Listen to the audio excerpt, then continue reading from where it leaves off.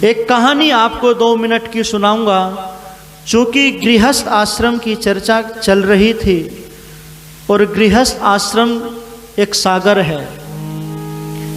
एक राजा था और उस राजा ने अपने राज्य का सर्वे किया। बहुत ध्यान से मेरी बात को सुनेंगे। यदि ये कहानी आपके समझ में आ गई तो समझ लो सुखी गृहस्थ का एक सूत्र आपको मिल जाएगा। एक राजा था और उस राजा ने अपने राज्य का सर्वे किया कि मेरे देश के लोगों की घर गृहस्थी पत्नी से चलती है या पति से चलती है। और साथ में एक इनाम भी रख दिया कि जिसकी गृहस्थी पत्नी से चलती है वो चुपचाप सेब उठा करके ले जाए, और जिसके घर में पति का हुक्म चलता है वो अपनी मनपसंद का घोड़ा लेकर के चला जाए। प्रातः काल हुआ, सारे के सारे लोग सेब ही उठा करके ले जाने लगे। राजा को चिंता सताने लगी, क्या तेरे राज्य में कोई ऐसा नौजवान नहीं है कि जिसके घर में पति का हुक्म चलता हो? इतनी देर में एक हट्टा कट्टा नौजवान राजा के सम्मुख जाकर के कहने लगा, राजन, मेरे घर में मेरा हुक्म चलता है, मेरी गृहस्थी मेरे से चलती है। राजा प्रसन्न हुआ, चलो किसी ने तो मेरी लाज रखी। तो राजा ने कहा, फिर नौजवान अपनी मनपसंद का घोड़ा लेकर के चले जाओ। अब ये नौजवान काले रंग के घोड़े पर सवार होकर के अपने घर पहुंच गया। थोड़ी देर में वापस घोड़े को लेकर के राज दरबार में आ गया। इसको आता देख करके राजा को चिंता सताने लगी कि ये अब कैसे आ रहा है। जब ये राजा के पास में आया तो पूछा राजा ने, अब क्या हुआ, अब कैसे आना हुआ? तो नौजवान कहता है कि मेरी पत्नी ने कहा है कि काले रंग का घोड़ा अशुभ होता है, सफेद रंग का घोड़ा दे दो। तो राजा ने कहा, अच्छा, इसका मतलब तेरे घर में भी तेरी नहीं चलती, तेरी पत्नी की चलती है। तो एक काम कर, तू भी चुपचाप सेब उठा करके चलता बन। धर्म प्रेमी बंधुओं, इस प्रकार से शाम हो गई, दरबार खाली हो गया। आधी रात का समय मंत्री राजा के यहाँ पर गया। राजा की कुंडी खटखटाई। राजा ने कहा, कौन? बोले मंत्री। बोले क्या करने आए हो? बोले एक बहुत जरूरी बात है। बोले क्या बात है? बोले ये जो आपने सोने का और ये जो सेब का और जो घोड़े का आपने इनाम रखा था, इसके स्थान पर सोने का और अनाज का भी तो इनाम रख सकते थे आप।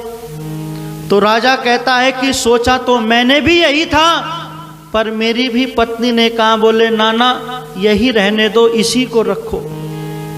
तो राजा मंत्री कहता है, फिर राजन आपके लिए भी सेब काट दूं? तो राजा हंसता हुआ कहता है, तूने आधी रात के समय में आकर के मुझे जो परेशान किया है, इस बात को तो कल प्रातः दरबार में भी पूछ सकता था।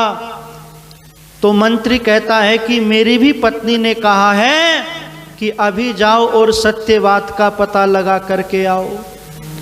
तो राजा भी कहता है, तू भी सेब उठा करके ले जावे कि तेरे घर में पहुंचवाऊं। तो मैं कहना चाहता हूं कि माताओं ने पुत्र बनाए और बहनों ने बनाए भाई, पत्नी बनकर पति बनाए, ये है तुम में चतुराई। देश धर्म जाति का फिर से सबको पाठ पढ़ाओ। संस्कार की बात चल रही थी और उस संस्कार में माताओं मंत्र आता है, प्रेमे पतियान पंथा कल्पताम अरिष्टिम पति लोकम गमेयम, कि पति के कुल का जो मार्ग है वही मेरा मार्ग होगा और मैं अपने पति की सेवा करती हुई एक दिन मोक्ष की अधिकारिणी बन जाऊंगी, मैं मोक्ष को प्राप्त कर लूंगी। पति के लिए पत्नी देवी है और पत्नी के लिए पति देवता है। कोई बड़ा नहीं है, कोई छोटा नहीं है, मित्रता की तरह से रहना चाहिए, है जी। इसलिए मैं निवेदन करने लगा हूं कि वेद कहता है कि पति और पत्नी एक दूसरे से प्रेम पूर्वक रहें। कैसे रहें?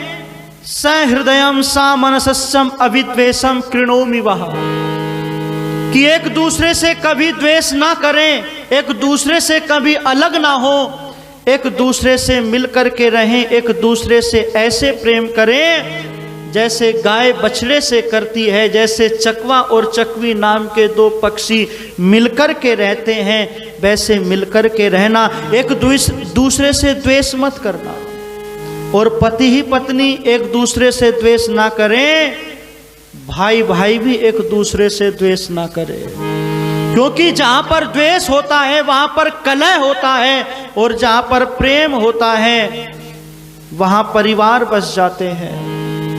आज क्या स्थिति हो गई है, भाई भाई की जड़ काट रहा है। बहुत सुंदर किसी ने पंक्तियां लिखी कि आज जमाना बदल रहा,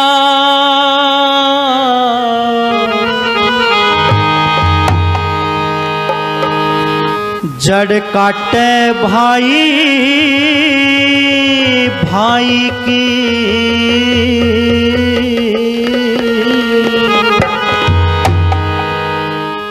बेघर नहीं चला करते जो माने सीख बुराई के। आज जमाना बदल रहा, जड़ काटे भाई भाई की, बेघर नहीं चला करते जो माने सीख बुराई के, बेघर नहीं चला करते जो माने सीख बुराई की। आज जमाना बदल रहा, जड़ काटे भाई भाई की, बेघर नहीं चला करते जो माने सीख बुराई की, ओ घर नहीं चला करते जो माने सीख बुराई की। पहले सोच समझ ले दिल में, फिर कुछ कहना चाहिए, समझदार मानस में सबके मिलकर रहना चाहिए, समझदार मानस में सबके मिलकर रहना चाहिए। जैसा टाइम पड़े बंदे पर उसने सहना चाहिए, लेन देन से काम चले पर लेके देना चाहिए, लेके देना चाहिए। खरा आदमी कया करे से, खरा आदमी कया करे से, मुँह पे बात सच्चाई की, बेघर नहीं चला करते जो माने सीख बुराई की। आज जमाना बदल गया, जड़ काटे भाई भाई की, बेघर नहीं चला करते जो माने सीख बुराई की।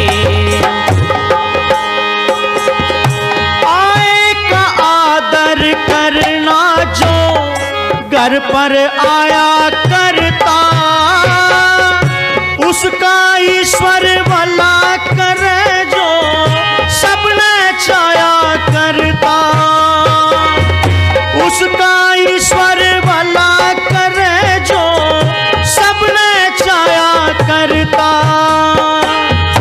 उसको मिले बड़ाई ऊंची पदवी पाया करता, समझदार से गलती हो जा खुद शर्माया करता, खुद शर्माया करता। सदा भलाई साथ रहे, सदा भलाई साथ रहे जो करता बात भलाई की, बेघर नहीं चला करते जो माने सिख बुराई के। आज जमाना बदल रहा जड़ काटे भाई भाई की बेघर नहीं चला करते जो माने सिख बुराई के। बेघर नहीं चला करते जो माने सिख बुराई की। बेघर नहीं चला करते जो माने सिख बुराई के।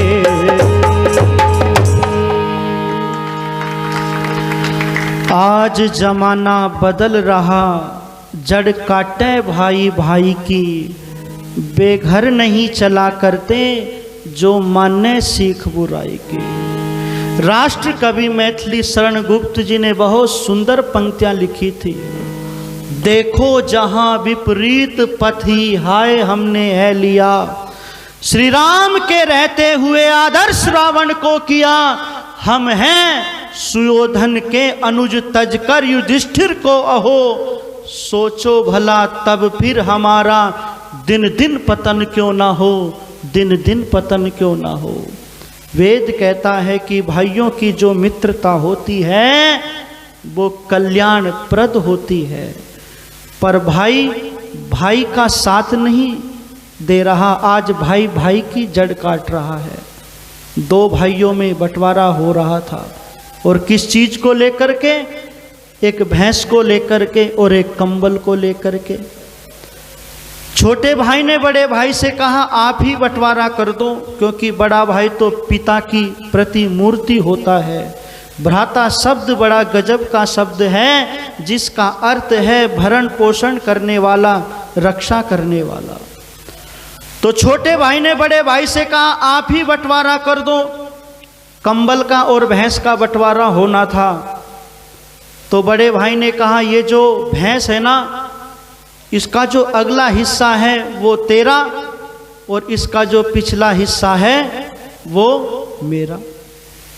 भैंस का बंटवारा हो गया। कंबल का नंबर आया तो कंबल के प्रसंग में कहता है कि दिन में ये कंबल तेरे पास में रहेगा और रात में ये कंबल मेरे पास में रहेगा।